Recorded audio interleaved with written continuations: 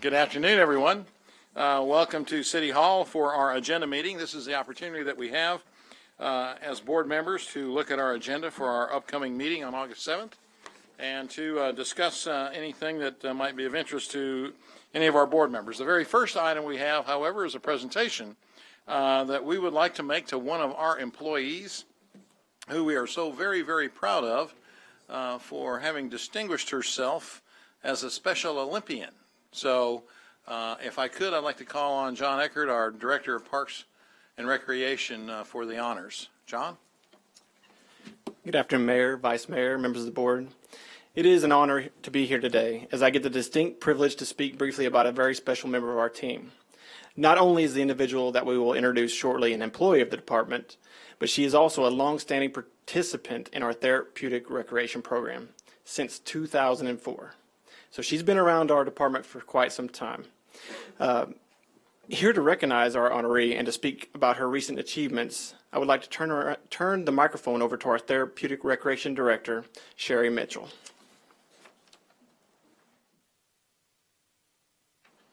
Hi. Hi, Good Sherry. afternoon. I'm so excited to be here today. We are recognizing our very own Becky Carter, our Special Olympian. And I'm just going to give you a little bit of information about her recent accomplishments and why we're here to recognize her today.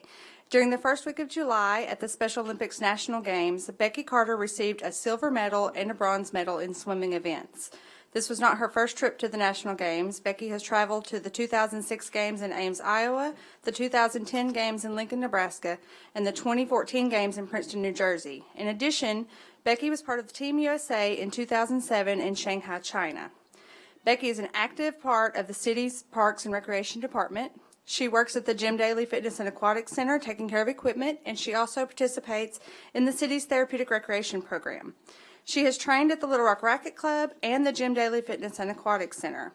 On a personal level, it makes me so proud to have Becky part of our team. I met Becky in 2004, and I am her recreational therapist. She's been in our program since that time, so 14 years is a long time to watch someone grow and learn in this program. So to see her now as a coworker, I get really emotional about it, and I get excited to go to the fitness center and see her wearing our Parks logo as an employee, and it just makes me beam with happiness. I just love it. It says a lot about our department, a lot about our therapeutic program, and a lot about the people that we serve in this community. So I want to briefly introduce some of the people that are here today with Becky. I'm going to kind of go with our department first. Josh Mays, who is her supervisor at the Jim Daly Fitness and Aquatic Center. He's the director there. And also Miss Trina Wade, who helps Becky train at the pool at Jim Daly Fitness and Aquatic Center. She works very hard there. The staff is so great with her. I've seen her really excel being in that facility. So we're excited about that.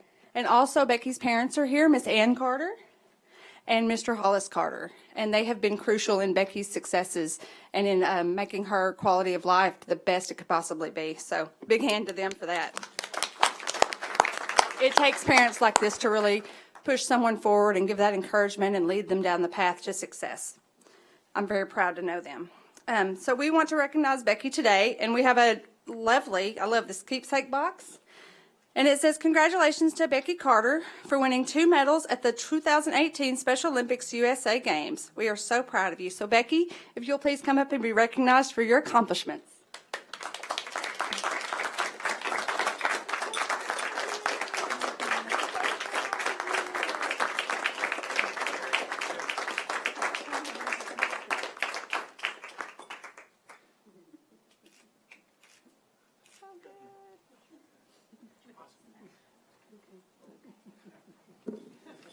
Becky, you want to say something? Yeah, you can say something in that microphone. Okay, come on. No, goes with you. Right here.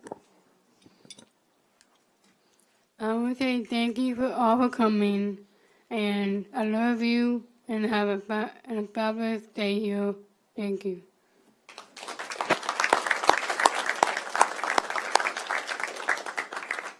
Well, congratulations, Becky. We are very, very proud of you. You keep up the great work, and I bet you there's a gold medal in the future. Okay, thank you so much.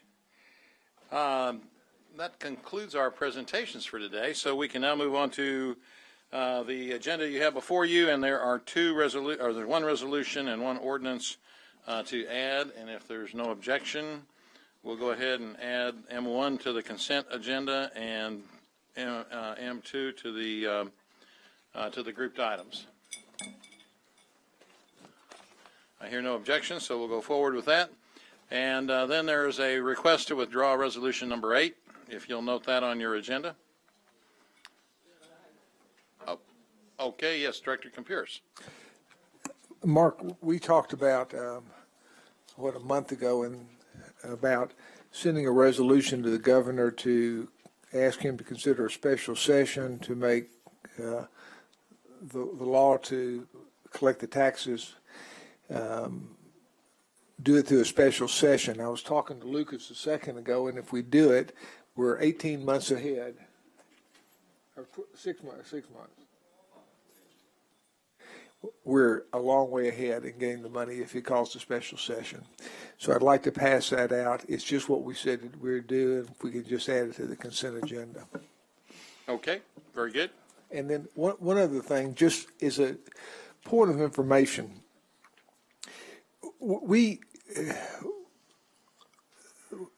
by a narrow vote on the Supreme Court, we got this passed.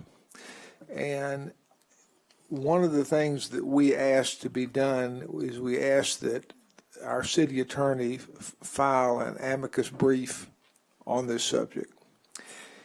And it's come to my attention that there are over 800 amicus briefs filed over the course of a year on the Supreme Court.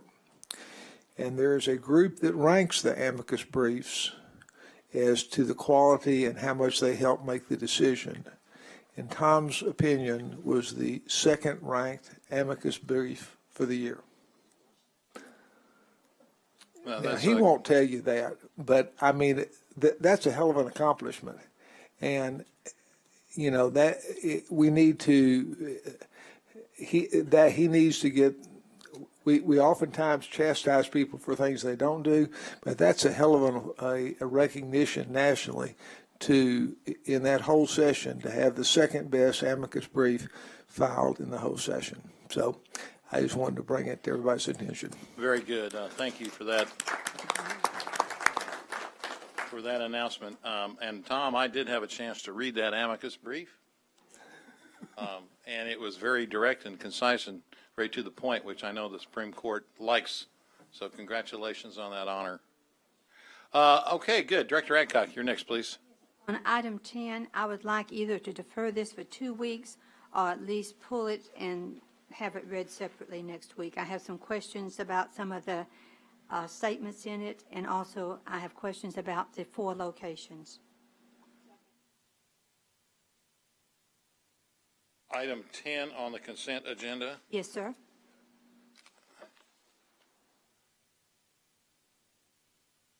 So you want it pulled or you want it held? I would like to have it either held for 2 weeks or either I would like to have it pulled separately, Well, we can list it separately if you'd like.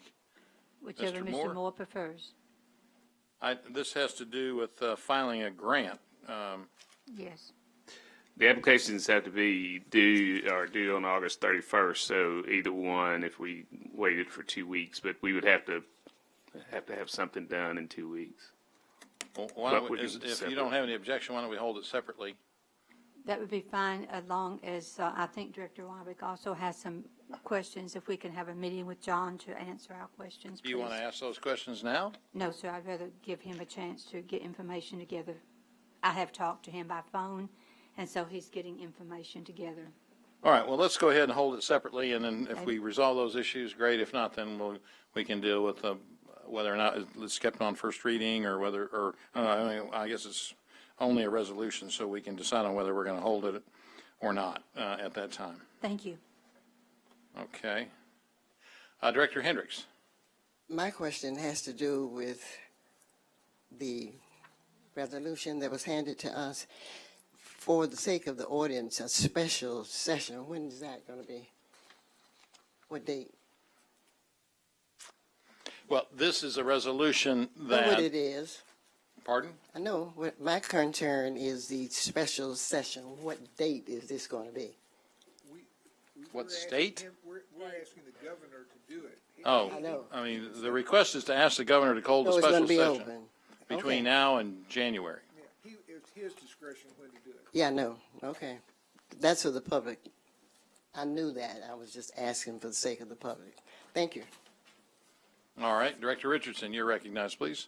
Yes, Mayor, going back to item number 10, I'm opposed to just holding it for 2 weeks. I think that we could be here till forever if we want to make sure we included each of our individual desires or preferences. I would like to just rely on the staff's expertise and staff work on this to help guide us through this resolution. Okay, well, I had my button. I didn't realize it was going to take this long to get caught up on. But I'm adverse to us individually picking out those locations because it gives appearance that we're micromanaging staff's work, and I just would like to rely and depend on staff's expertise and their knowledge in this area to help guide us with this work. okay, well, we're going to leave it, we're going to hold it separately, and Mr. Moore, if you would make sure that the Parks Department gives us whatever information is being provided, if you'll make sure that's given to everybody on the board, so we can all be aware of what the issues are. Director Wyrick. Thank you, Mayor. Back to item 10, my issue is that there is nothing in here for Ward 7. And we've got something for Ward 1, 2, 4, and 6. I have 1, 2, 3, 4, 5 parks. And, I would have thought maybe we would have done something for some of those. And I have money in some of the parks that has not been used, allocated, or plans for them. And I called Mr. Eckerd back in February or March and asked him specifically about the plans for Western Hills. There still are no plans. There's quite a bit of money for that park. So before we start sending money to other parks, I want to know what's going on with my parks and why some of mine were not listed in here. Very good. Director Hendricks. I have the same problem too with the East End Park. I want to know what's going to be happening out there. It's nothing out there. Okay? All right, there's a request by Director Hendricks to know about the East End Park. Director Wright, you're recognized. What is being planned for the Ward 6 Park? And which one? I got quite a few. Canis. Can you give me an update on what the plan is? Because I know quite a bit has been done in Canis. Mr. Moore, if you could just give us an update on all of that, please. Thank you. Okay. We can now move on to the planning and development items 11 through 19. And let me ask if there are any questions on any of these items that people would like a presentation on.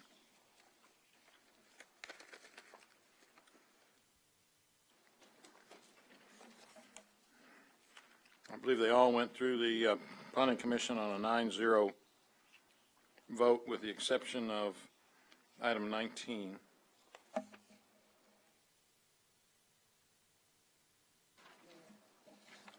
Director Wright, yes. Can I get a presentation on number 12 Very good. and 13, since they're both in 6, Mr. Collins to come forward. and 15? Boy, I got a lot today.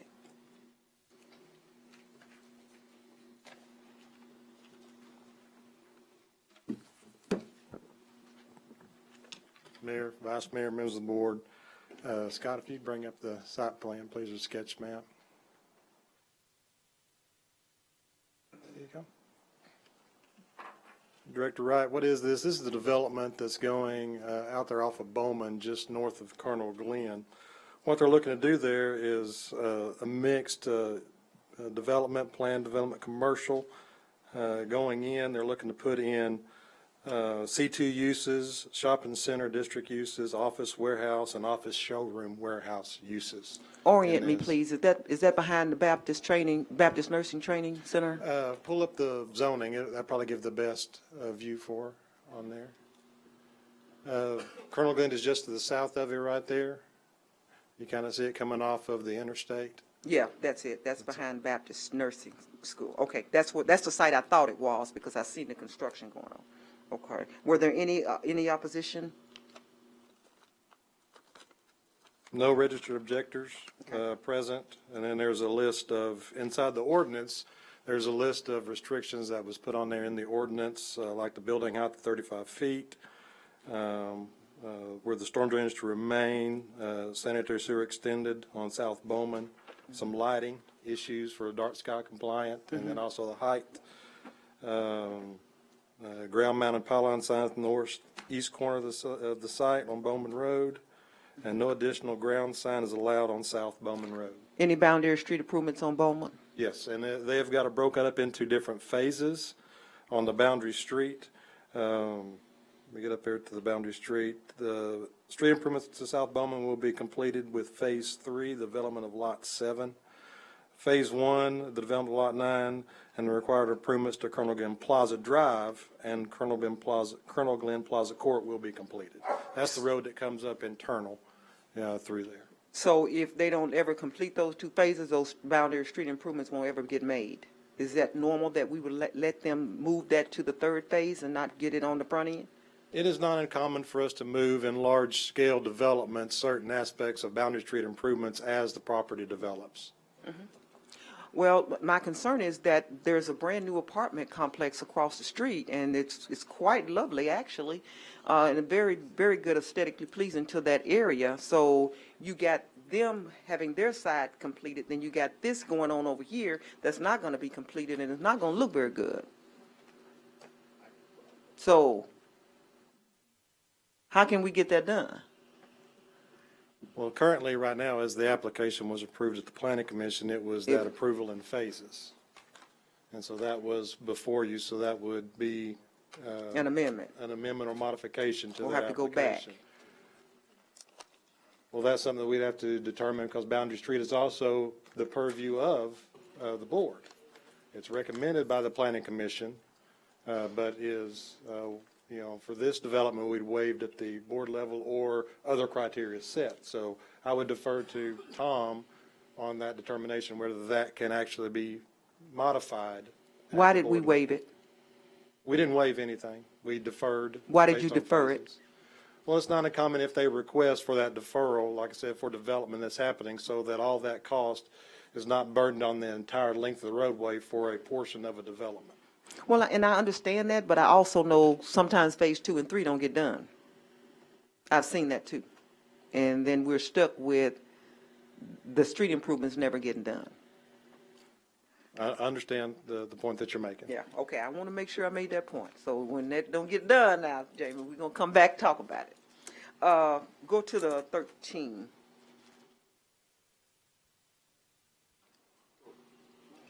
Sure. Director Hines has a question on this. Director Hines? So we're rowing. So bring that zoning map up. So they're talking about not doing any improvements on South Bowman until phase 3. Let me, if John. And then, because then they're talking about Colonel Glenn Plaza Drive, which is the interior road. Interior, and that's done. Let me pull that up a little bit. Give me a second.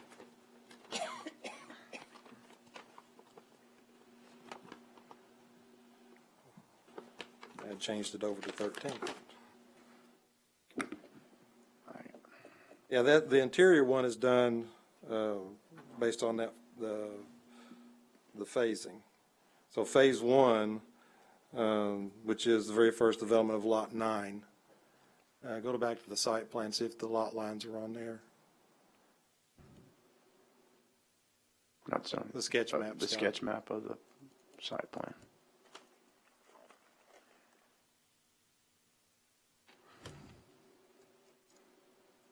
So there's two drives. One is the Colonel Glenn Plaza Drive, and one is the court. So if you look at it, I believe the court is the one over to the right that's going up, and then Plaza Drive is the one that goes through.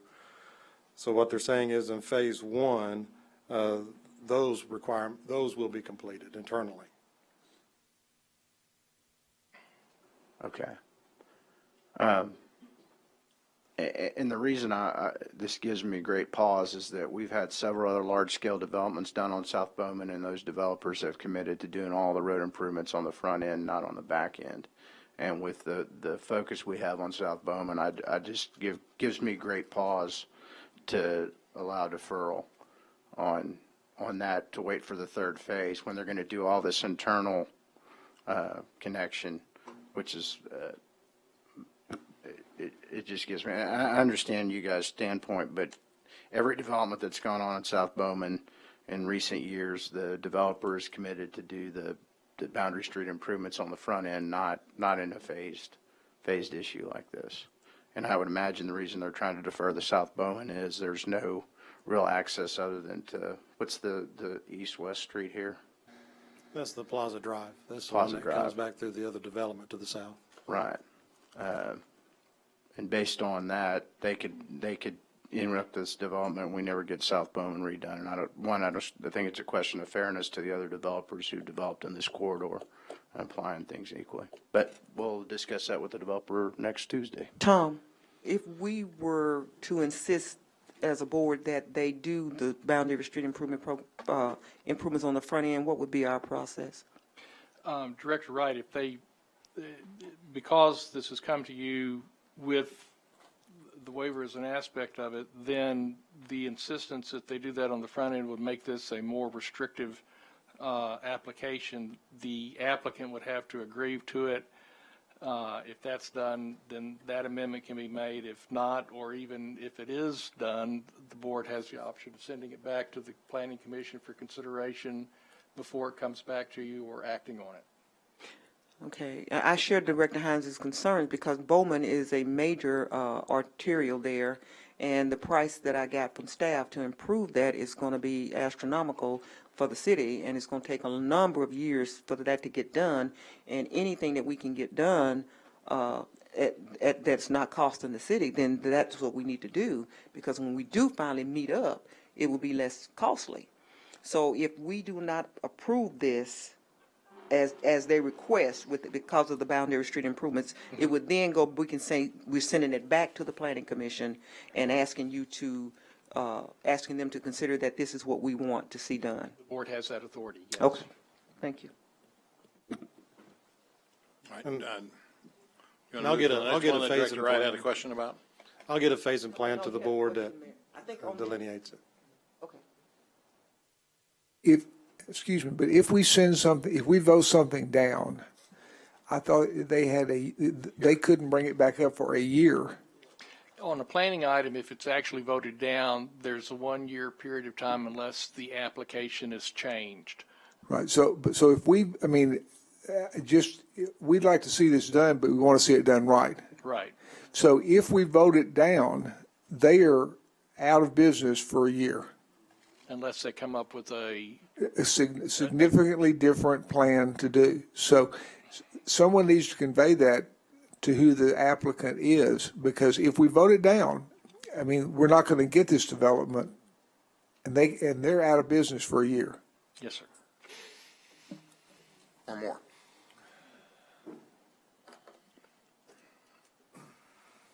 Director Wright, I think you had a couple of other ordinances you wanted to briefing on. Yeah, 13 and then 15.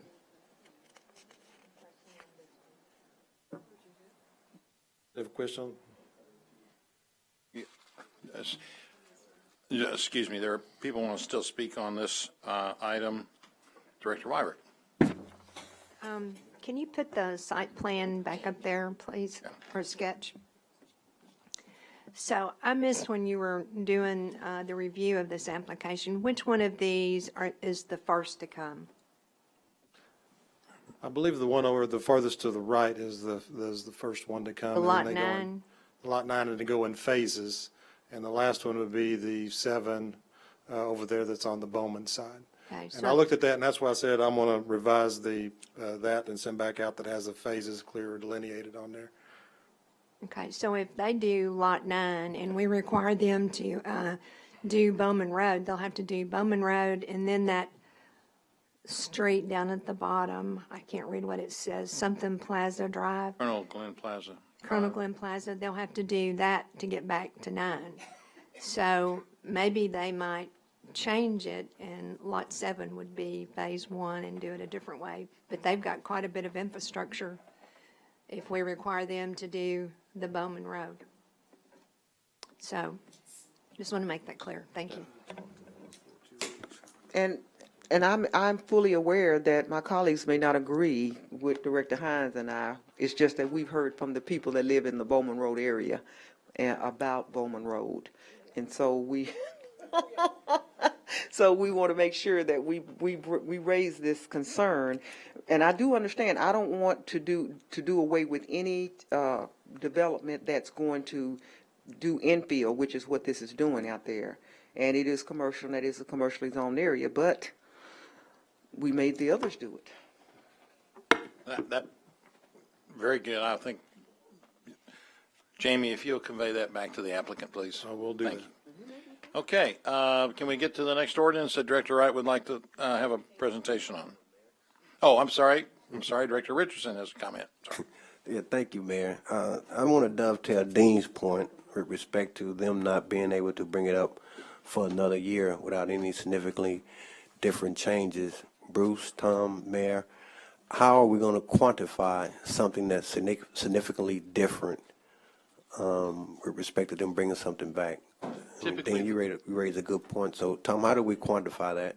well, that's usually determined by the planning department when the application is made. And the best I can tell you is I've got a long history of looking at it, and it's not, oh, we're going to move this over an inch, and that's a significant change. It's been more than that. So, in this case, we're going to rely on staff expertise to make that determination. Yes. All right, thank you. And that's a good point, Dean. Okay, anything else on item 10? Or excuse me, I guess that was item 12. Okay, if we could go to 13, please. Scott, if you'll bring up the sketch plan for that one. Director Wright, this development is just a little bit east of one we just previously looked at. What they're looking to do is this is a redevelopment of that lot. That is the Clear Channel building. Used to be the old Sam's Club a long time ago. Oh, what? Sam's Club. Long before my Long time ago. Yeah. And what they're looking to do is they're redoing that and planning it. And if you look at the additional buildings, are the ones that are would be to the west or to your left. Those are the additional buildings looking to add, which is the restaurant style on the front outlots, and then office, commercial in there, and the back of that.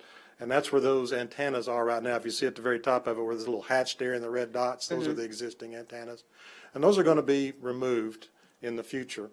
That lot 1, that is the lumber 1. So they're looking at that lumber 1 style, kind of like that. Outdoor improvement, home improvement. Well, it's a home improvement. It's like Home Depot, but it's lumber 1. You've seen there's seen one on the highways you're going, out on I-40. And they've met all the staff requirements. What is different on this site plan or sketch plan you have in front of you is this drive that's in front of the restaurant, the two outlots right there, the restaurants. That drive is not going to be there. In conversation with staff, that one was removed, and that site plan that have has not been updated, but we're going to update and get that to you. So that drive is not going to be there, just the main drive that's coming in front of that lot. And what is this in the back? The very back, if you're looking at the retail, if you're looking at that building that's the furthest to the north, that's just going to be retail office space. Okay. Okay. So the frontage lots will be entered into from the backside. That's correct. Often. Yeah, their driveway is not going to be there. That's access Colonel Glenn. They're going to have to go around, access the main drive. Okay. Now. And there was no registered objectors present. And went on consent agenda. Okay. What about 15?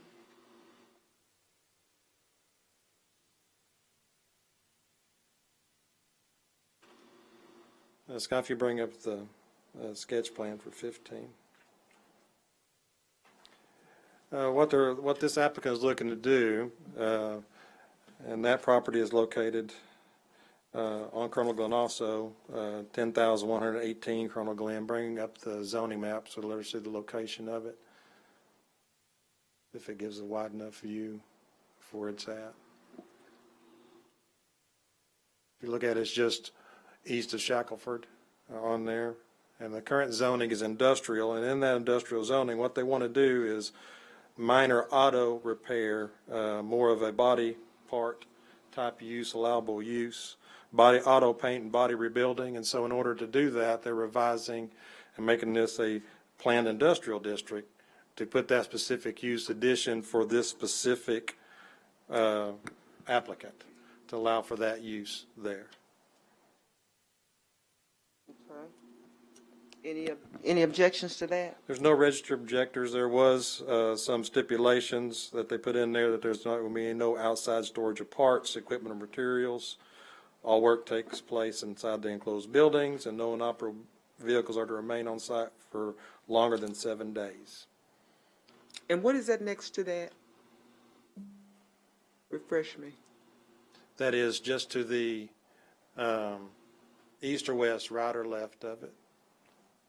My left. Your left. That was zoned industrial a while back. I can't remember exactly what that is. I can get you that so you can see what it is. Okay, well then what's on the right? Well, that was Like houses. that was a residential, and it is homes right there. But they have a conditional use as a tied, and I can't remember what the top of that one is. But I will get both of those to you, so you can know what the uses are to the side. Okay. I know they've been moving out, houses gradually, buying up the frontage. It says the landscape is to the west on the existing deal. So the to the west or to your left, there's the landscape company. Yeah, I got it. Oh yeah, they're up there. Yeah, Fairway Lawns. Yeah, I got you. Okay. But no storage, no No vehicles. outdoors. That was a stipulation. Okay. No objections. No objections. Okay. All right, thank you. Don't go away, Jamie. Director Adcock, you're next, please. Item 17, please.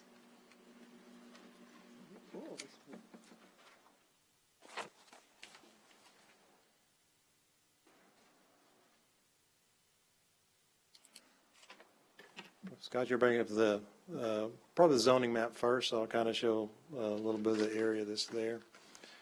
Director Adcock, what this is he's at the southwest corner of Chico and is that Gaylor? Yeah, Gaylor Drive. What it is that it was originally done as he wants to rezone it to Plan Development Office. From Plan Development, it was an office complex, and he's looking to park his plumbing business vehicle there. And so to do so, he has to revise that to Plan Development for commercial. Because right now, he's parking there now, but it's more, he's working elsewhere, not for his own. He's working for a company, and it's his drive-home vehicle that he parks there. And this was going to be his company vehicle. To do so. And then also stipulations were put on that there's not outdoor storage of it. He's not looking to do a full-blown plumbing business where he's going to have water heaters stored out back and parts. It's more of a rotor-rooter style business that he's going to be cleaning out lines. What size truck is it? It's just a normal utility truck. It's not a big vehicle. I can get you that size in the pictures if you need those. I would like to see them. Okay. Is it like a rotor-rooter truck? It is in the size of it, but I don't know the exact size of it. Because we're having lots of trouble in Southwest with people taking company vehicles home, large ones, parking in the neighborhoods, 18-wheelers and everything. And I think this is one corner that we've had problems with them using it for commercial before. Did the neighborhood object to this? No registered objectors present in the vote, so It wasn't there. How about Southwest United for Progress? I don't have a letter in opposition from them. Okay. I'd like They to were leave- notified, but there I'd like was, to leave this separate. okay.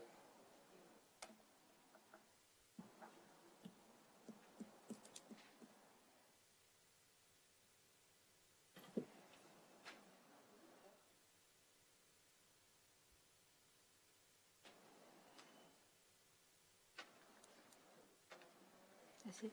Okay, is Just that leave it, it Director sep- Echo? just leave it All right, separate. thank you. Thank you. Director Hines, did you have anything else, or did, were your Yes, questions? on Oh. item 19. All right. Roll up on that, Jamie.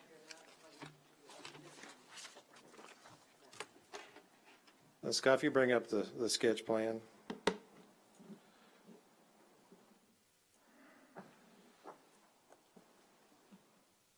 Roll up just a little bit so we can see the whole thing. This is just a development at the southeast corner of Gooch Drive and Taylor Loop. What they're looking to put in is a townhome style development. If you look at it, it's going to be 6 units that are on there for multifamily housing. And they've done a preliminary grading plan. They've met with staff regarding drainage and detention for the site because that's also, we're improving Taylor Loop through that area. And so there's already crossings existing that are there and some improvements that the city's going to be doing along Gooch and Taylor at that intersection. So there's going to be a total of 6 residential units, and you can kind of see how they're laid out. They're not proposing any fencing around the property due to that drainage coming through that area. Currently, right now, there's an existing home right there. If everybody drives through there and see it, and it is in a low spot in the area. I mean, that area fills up with water somewhat in storage, and then it breaches Taylor Loop right there and goes to the north. So it gets pretty close to flooding the house at times. I believe when I was over in Public Works, when we did a study of that, it was within a couple inches of the finished floor one year that we had that major storm down through there that was over the 100, but not quite the 500-year storm. Right. So what you're telling me, we just did a bunch of road improvements through there, and I'm trying to get my, did we not do some stormwater improvements when we widened that section? Yes, we did. Okay. We So did improvements right there where it crosses, it just about crosses right there on his At east Gooch. boundary, which would be Right. your right. Right. And then there's another crossing that we did right at Gooch that crosses Right. That's on the where west side of Gooch and goes over to the north side of Taylor. All right. And so I would assume, since this is low, that they're proposing add and fill to that, correct? And in that park open space, is that part of the floodplain? Or No, this is floodway? not part of the floodway or the floodplain. It does not go up this far, up that channel. Okay. So they're not going to be adding fill into But they are going to add some fill. They have to get the property up a little bit because, like I was explaining, it does hold water through there. And they've went through and done a preliminary analysis and provided it to Public Works staff to review for just that aspect of it. All right. Do we have any opposition to this? You said it was a split Yes. vote. We did. We had one person show up in opposition, a registered objector, and spoke against it. And then there was 6 for, 3 against. Okay. And then on what's the lot acre? What's the acreage on this lot? 0.91 acres.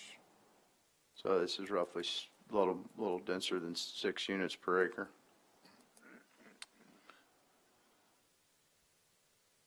Correct. That's correct. I mean, yeah, it's right at that 6. So, Scott, go to the, I think to the land use plan map. What's the property just east of here off of Montgomery Road? That looks like, no, just east of the site. It looks like, you see it, it's right there at the corner of Montgomery and Taylor Loop, that Yeah, right there. right there. What is that? Is that a church? No. Is that That's is not that the a church. townhouse? Yeah, that's What's- those townhomes type. Okay, so development we've right got there. some, all right, I'm just looking to see. Yeah, the if- church is just to your west, that's going to the left on Taylor Loop. They're right there, that PI, that's the church. Okay, all right, sure, okay, that's what it looked like there was townhouses right there in the vicinity, so what's staff's opinion that this fits the nature, the development pattern and the nature of the area? You have to have, it does fit, we believe it, you have to have a mix of residential development, a little denser, not as dense, low density through the area. Staff's concern has been the drainage in that area, since it is known for drainage issues at that crossing. And they did present a study to Public Works to review and provided recommendations, and they did meet all the requirements for the drainage ordinance. Okay, so And we don't. Even though they're below an acre of development. Okay, so, but you don't see them coming in with backfill causing the water that's now spreading on that property to create problems further downstream? Because we've just done a whole bunch of work north of Taylor Loop. I mean, all the way over into that Stone Creek neighborhood. Now, in staff's recommendation, they believe that it's not going to impact it. The whole basin is 400, I believe it's 400, right, John? It's like a little over 400 acre drainage basin. So this little portion of that drainage basin, for what they do, is not going to make that much of an impact. I mean, if you're talking, this property stored water, yes, it did, but the main storage was just because it was backing up because of the existing drainage underneath Taylor, and it was breaching Taylor Loop. Okay. Once it breaches, it just breaches. Right, but you think we've corrected that, right, John, with the work we've done through there? I mean, look, we just spent a whole lot of money down there. We so did. I mean, But the word corrected the overall development. you cannot understand where I'm raise- going? I don't want to come in and all of a sudden we start having water problems that we didn't have before this development went in. Well, part of that That's my was if concern. we all met out there. And it may not be related, but everybody's going to look and say, you let them do, they're going to say it is, so. Yes, and we met out there on there, and I remember that day that we met out there, and that was one of the concerns, and that's why we Okay. put Taylor Loop Road at the level that we put it, because if you raise it up to try to push more water underneath it, you back more water up on the south end, but also you have the existing homes that are on the north side that you really, have to account for too, about how they're going to get in, because they're a little bit lower than Taylor Loop too. Right. On there, so those improvements at the time took into consideration both sides of that and tried to do the best that we could. So what's this boundary on park open space that's encompassing these houses going north? That Is that an error? PKOS, that's the land use that's trying to follow the channel, the use of it. Okay, but that's not the zone. But it's not that's it's not a different. floodplain. Okay, Floodplain okay, doesn't go all right, the way. All right, it's a little deceptive how that's lined out. It looks like a floodplain. All right, that's all the question I have. Thanks. Jamie, I've got a couple of questions. Would you, Scott, could you go back to the sketch, please?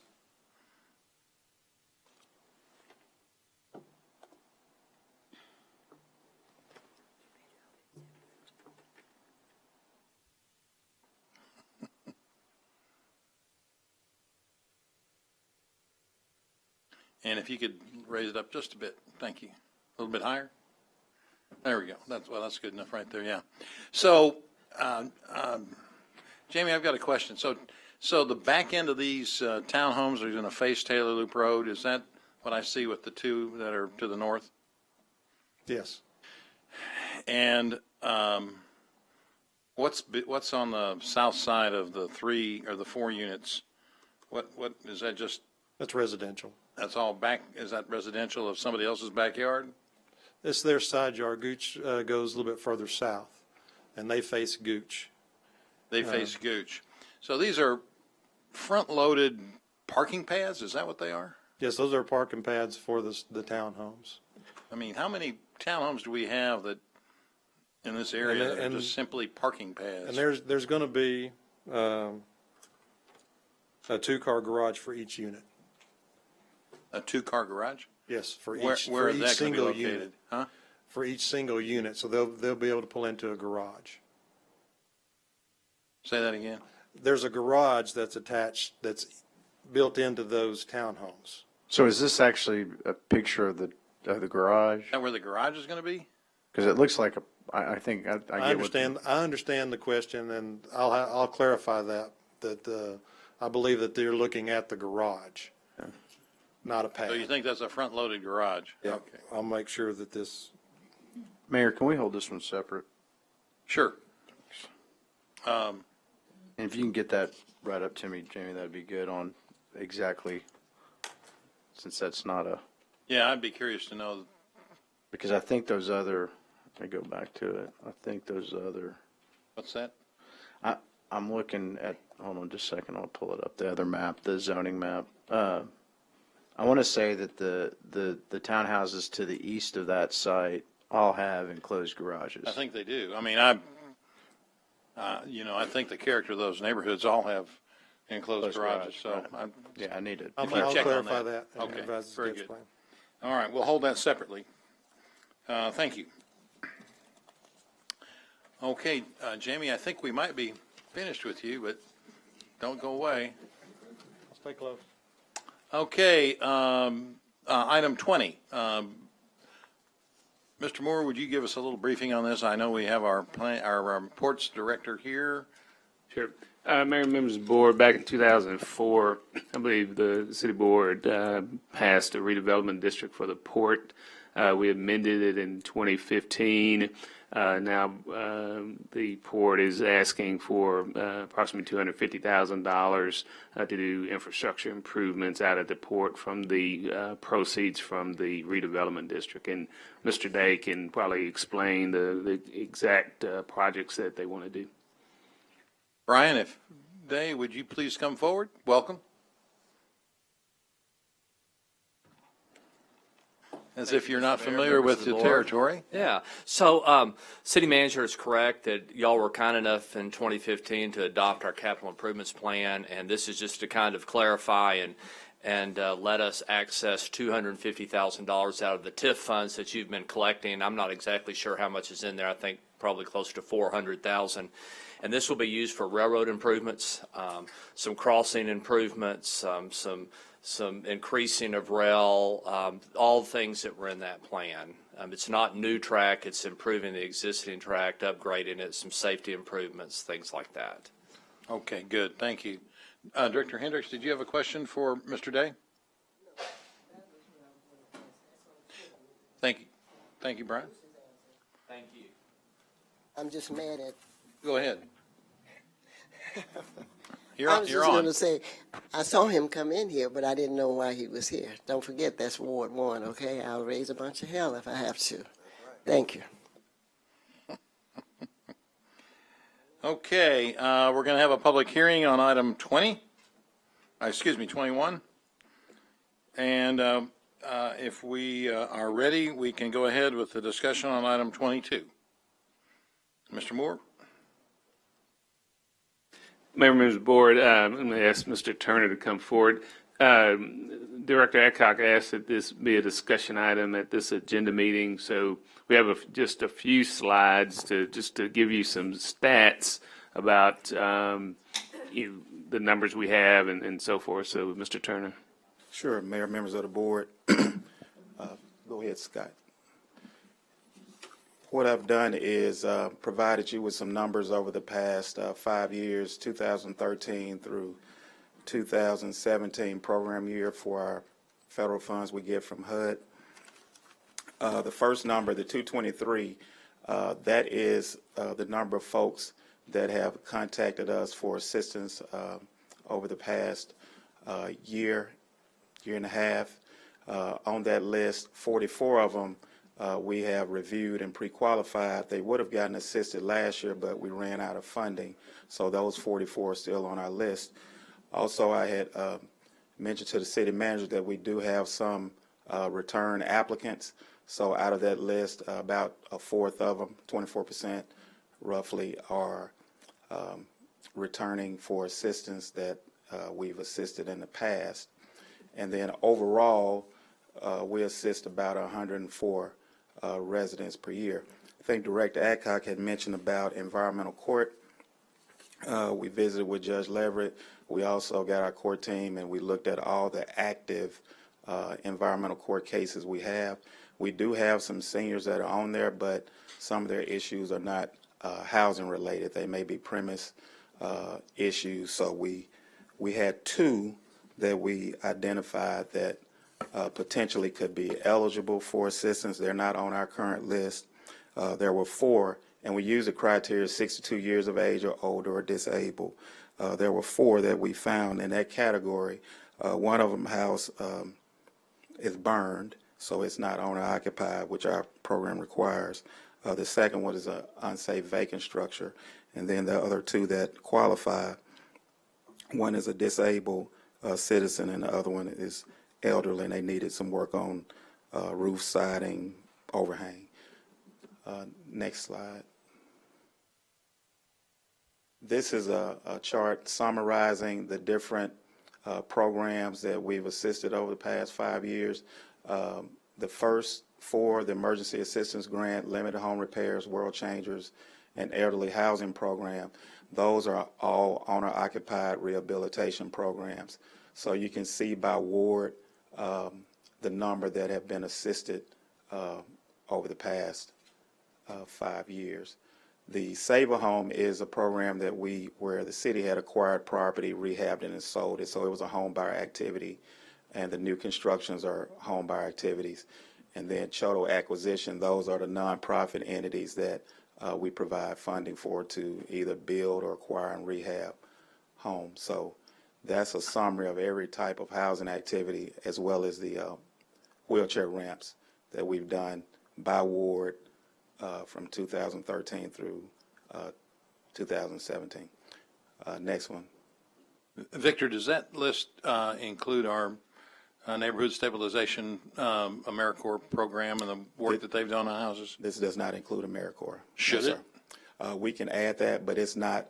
This is information from our HUD programs that we report to them. So we can provide. But if we wanted to let our community know the totality of our work on housing, sure, we would want to add that, would we not? Could you supplement that for us by the meeting on Tuesday? Mm-hmm. Good, thank you. Next one. So this is a map, so you can kind of see where the same chart I showed you, where the units are concentrated by ward over that 5-year period. And I can say, you mentioned AmeriCorps. I know that we had a goal of repairing or minor rehab or painting 30. I think they've done 42 thus far, so they've exceeded that. The safety assessment goal was 95, and as of yesterday, I think they had done 83, so they should reach that. We got until the end of August.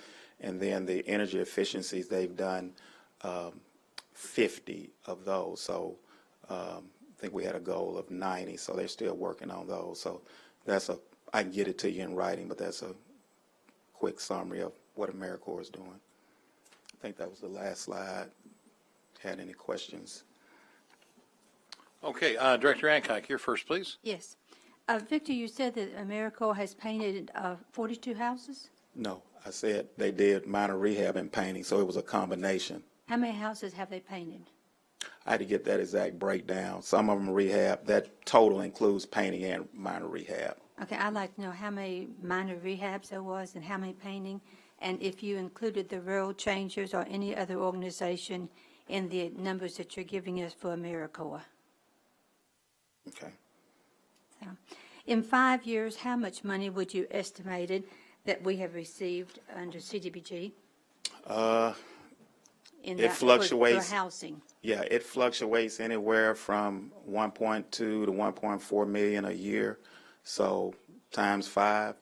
But I can get you the exact numbers because I have the exact allocation amount per year. So with that, we've received about 5 million, and we've done 545 houses. And keep in mind that part of the program, there's 20% that's for administration, for staff that runs the program as well. So, and also everything in the CDBG program isn't all housing. So part of it goes to CareLink for Meals on Wheels. We allocate some for the health clinic out in East Little Rock. So it's not just all housing, the CDBG program. Well, on your numbers, we have done 60 elderly houses in 5 years, if I read your figures right, your total that goes across the line. So we've done 60 houses for elderly people out of $5 million. No, ma'am. Everything that we do is elderly or disabled. So each one of those lines represents elderly or disabled. We just call it elderly housing program, but all of them are elderly or disabled. Scott, would you pull that up, please? Okay. Go back up. The reason, directors, I asked for this is in visiting with the judge, he said one of his biggest problems in his court is he has elderly people who show up and he keeps giving them 30 more days, 30 more days, 30 more days, and each time they go to his court and says, I can't afford it, I can't fix it. And some of you have not reached there yet, but being elderly and having to every month go to court and tell somebody you can't afford something is difficult on people. And I ask that we take a portion of the CDBG money, if it's $40,000, $50,000, and put it into a fund that between the court and the housing department could talk to these people, if they're elderly, could see if there's up to like $2,500 that can be put on their houses. Some of them will have a small part of the money they can afford, but they can't afford $4,000 or $5,000.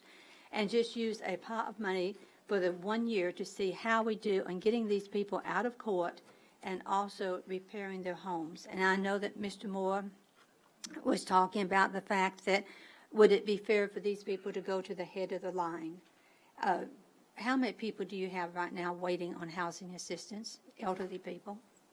That list I put up there is a total of 223 people on the list. 44 already have gone through, and we pre-qualified. And just for some more clarification,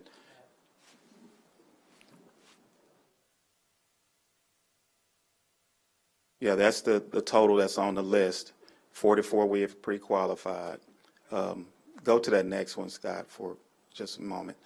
To provide further clarification, although that says Elderly Housing Program, that's the name we have for that EHP program, which is the one we use for full rehab. The World Changers, all those folks are 62 years of age or disabled. The limited home repair, they're 62 years of age or disabled, and the emergency. So all of our housing assistance for rehab is for elderly or disabled. And another thing I've heard for several years, and I think that Director Ryrick and Director Wright will agree with me, and Director Hendricks, that CDBG money can only be used in CDBG areas. That's not correct. That's not correct. No, ma'am. What you may have gotten mixed up about, the CDBG program for housing assistance is based on the household income.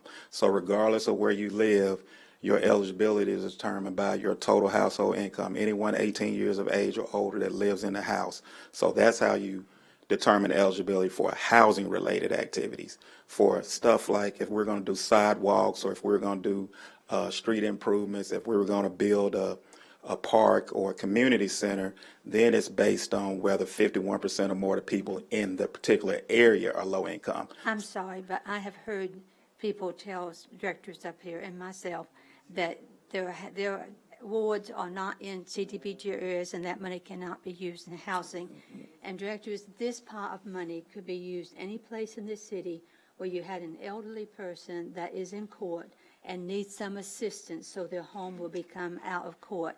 These houses are deteriorating. In lots of cases, this leads to a senior being removed from their home by their family because they can't afford it. And I just would like to ask that we look at 1 year of putting an amount of money, 40, 50,000, into this pot and see if we can remove people out and keep people in their homes. Mr. Moore, what's your recommendation? If I understand the other document, there are only two, you inventory the entire environmental court docket, and there's only two? All the ones that we have Could they not active. be helped with World Changers or with the Neighborhood Stabilization Program? Yeah, we went through all our active environmental court records, looked at the folks that were 62 years of age or older or disabled, and we found two that we could potentially assist. Mr. Moore? Conceptually, I understand what Director Adcock wants to do. I think that what I have not done is had a conversation with the judge, because I still am struggling with giving individuals that are in court that have violated city code a pool of money that takes away from the 100 and how many we have in the hopper now? Go back to the first one. 223 That minus potentially 44. takes away from the 223 because they're invited. That's where I haven't been able to get at this point. And it might take me having another conversation or a conversation with the judge, but the concept of these 223 that have applied, that are somewhere in the hopper, and then we're going to take some of that money, not all of it, and set it aside for individuals that have code violations. I'm struggling with that. Okay, Director Hendricks, you're next, please. I agree with Mr. Moore. I think he's the city manager, and I think that when we have these types of conversations or concerns, we need to take it to him. And I'll say it, and I'll say it again. If you are the city manager, then we need to, and I saw Tom frowning up. You know, I watch you boys. You know, I know that something's wrong when you all, from your expressions. And you know, I love to talk about my age. I've lived long enough to know a lot of things just by watching people. But I agree, I think that whatever Joan has in her mind, she needs to take it to Bruce. Period. And that's for everybody else up here, including Irma Hendricks. I don't mince words, not at all. Very good. Director Wright. Mr. Carpenter, I need you to weigh in on this, because one of the things that I struggle with in Ward 6 is the systems that we have in place. And I understand the need for systems. I like breaking them down and analyzing how they work and trying to figure out what is not working. However, there is a certain futility in continuing to do the same thing over and over and expecting a different result. You're not going to get it. So if we are having these elderly people continually going to court and they do not have the funds to fix the house, what is the sense of continuing to send them to court when the neighborhood's not going to get any better, because the house is not going to be fixed, they can't afford to do it, and CDBG money, as I understand it, I know this policy keeps changing, Joan, I know what you're talking about. As I understand it, senior citizens are automatically eligible no matter where they live, whether it's in a 51% low to moderate income area or not. Seniors are automatically eligible for CDBG. Is that correct? The age is part of the criteria. They wouldn't automatically, because they may not own their home. I'm not talking about all of that. But I'm just talking about seniors qualify for CDBG. Is that correct? 62 years of age. Okay, Mr. Carpenter, is there anything legally wrong with us doing this, or do you have any concerns if a certain amount of money was to be set aside to just see if this program would work to help get some of these homes that elderly people occupy that we are sending them to court on fixed up? Or not, that's the point. Director Wright, your question is a little bit broader. Is there anything legally wrong with it? It has to be set up in a particular fashion to be able to do it. You can't just pay a fine. You just can't make an improvement that's a code enforcement violation. However, the CDBG monies do allow for programs to be set up where what would normally be a code enforcement problem can be a correction problem. Mm-hmm. You can also seek waivers on certain positions so that it's not just age, that it's based upon income, and it's low to moderate housing. And there's a difference between low to moderate housing and low to moderate areas within the CDBG laws. True. But you can do this. You've got to seek a waiver. It's going to take a while to do it. But then what that does is it deals with houses that they probably wouldn't have captured. And I didn't know what criteria they used when they were looking at this, where you don't have the 51% within the census tract meeting the low to moderate thing, but that particular house does. Mm-hmm. And I think that Director Adcock's memorandum that we did was, is there anything we can do? And what we try to say is, yeah, there's some things you can do. You need to look at them. If you want to say, we just go out how we're doing this and there's no problem, well, you're right. I mean, we've got guidelines there, but are we saying, is there a way that we can take the regulations, reformat programs, and seek waivers? Yeah, I think there are ways, the way you can do that. I mean, the main thing, for example, in the Community Development Block Grant Program Guide talks about being more concerned about low to moderate than it does about age. So I think the concept of, well, what if we set up something for what we're seeing is these houses to come back? The answer is, if all you're going to do is essentially repair a house to avoid a criminal charge, no, you can't do that. But even CDBG says in its documents there is another way that you can deal with code enforcement matters, and you have to work that out. And I don't know that we've done that. I don't know that we haven't. I just don't know that we have. Well, I know that I've struggled for years in Ward 6 with the area, quote, not being 51% low to mod, but so many of the houses that are in the area are 51% low to mod and couldn't get anything done. So I do understand that concept, and that was one of the things that I wanted to see done. I see Victor shaking his head. I think, Well, the 51, the issue has to do with who's in environmental court and who's Right. not. I mean, these two people, I mean, there's a big disconnect in my mind between your research about the fact that there are only two that would qualify and the concept that somebody said that, well, we've got all these people in environmental court that can't fix up their houses and it doesn't make any sense to bring them back. There's a huge disconnect there that somebody needs to sort out. It sounds like there's only two, and if they want to apply for the program, they can be added to that list. Yeah, here's what we found. There are some elderly people in court, but it's not related to housing. It's either premise or something else that we found. The four we found, as I said, two of them were ineligible because they don't live there. One was burned, and the other two would be. The 51% and all that has nothing to do with the housing. Everybody has to qualify income-wise. That is a statutory requirement by the federal government.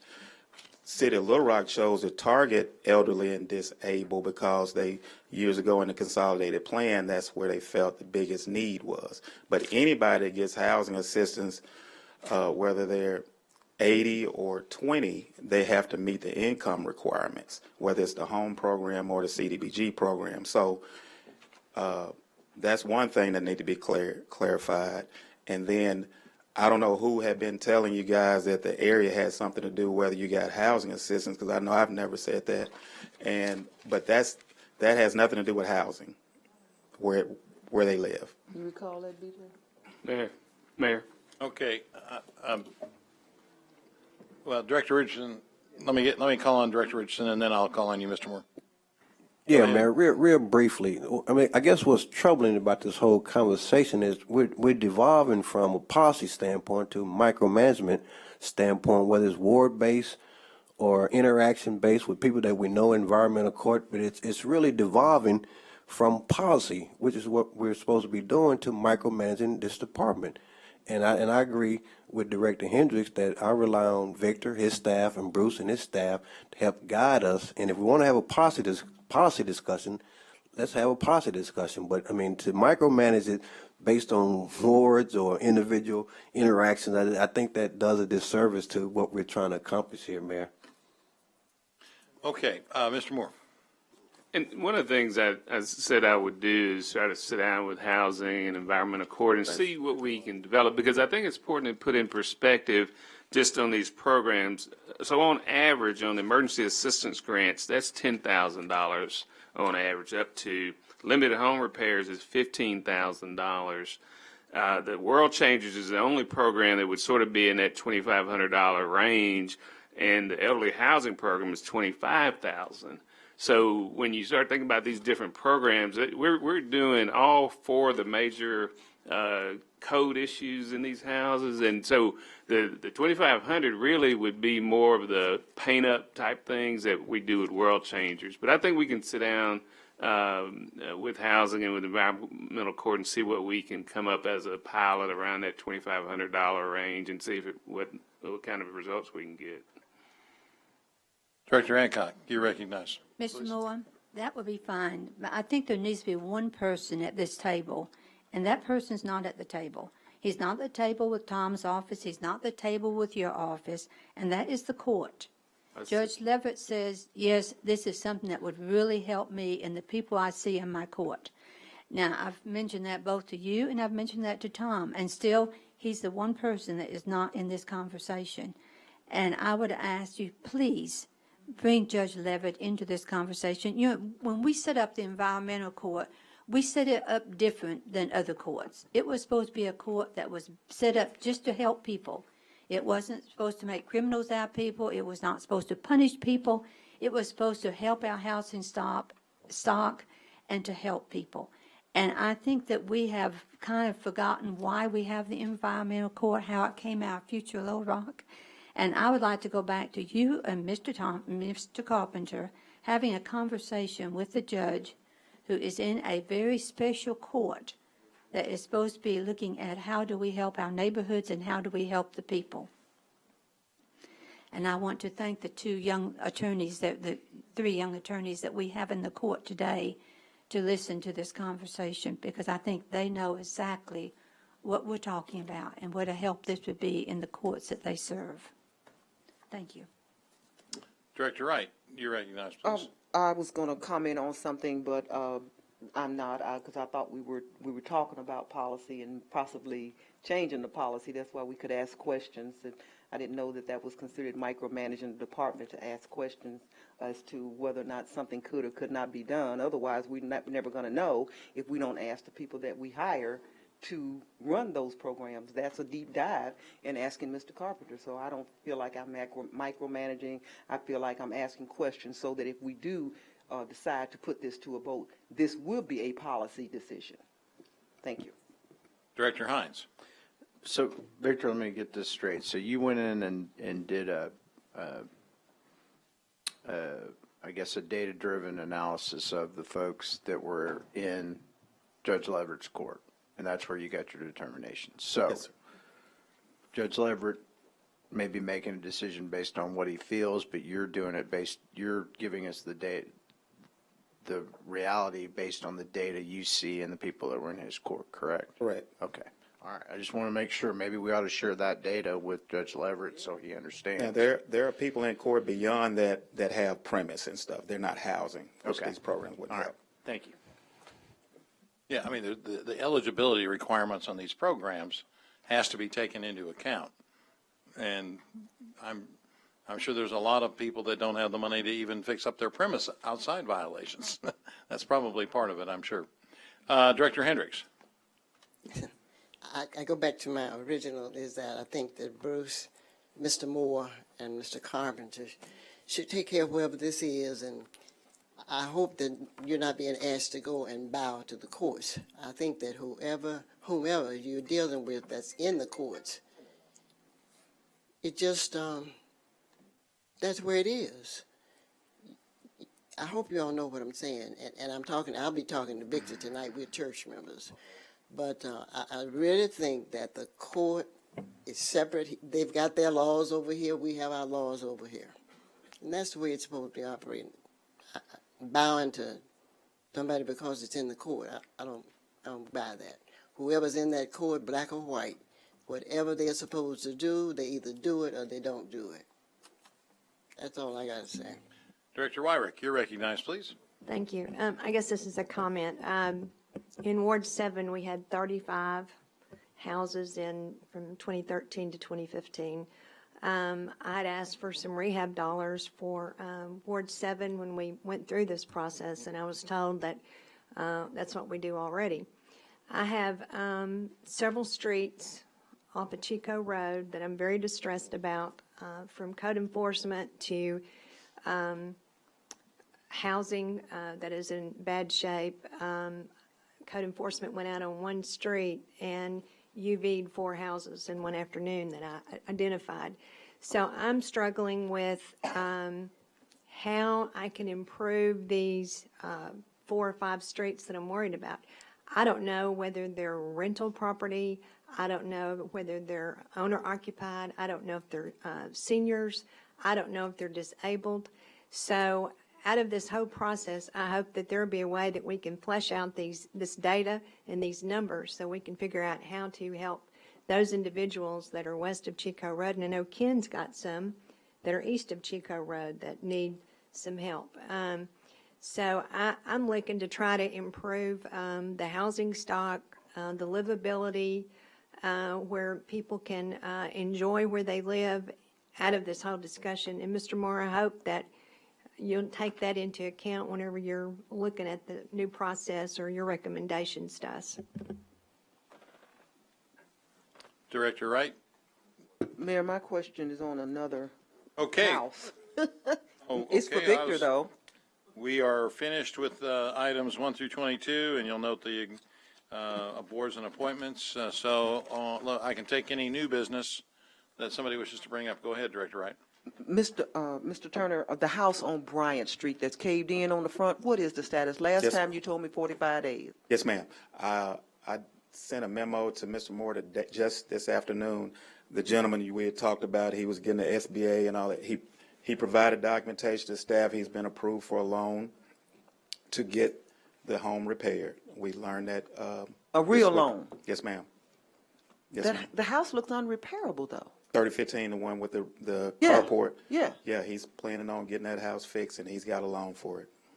Okay, so I need to be able to tell the neighborhood association this because they're very concerned and Yeah, they don't understand why this is taking so long. We had it scheduled for to come before you to condemn and take down, and he provided documentation that he has secured financing. So do you know when he's supposed to begin the work so that we can see some movement? Yeah, we're going to be monitoring that, and I think last I heard he's going to be starting within the next few days. Oh, thank you, Lord. Okay. Okay, thank you. Director Adcock, you recognize, please. Mr. Moore, there is a couple houses on Dennison Street.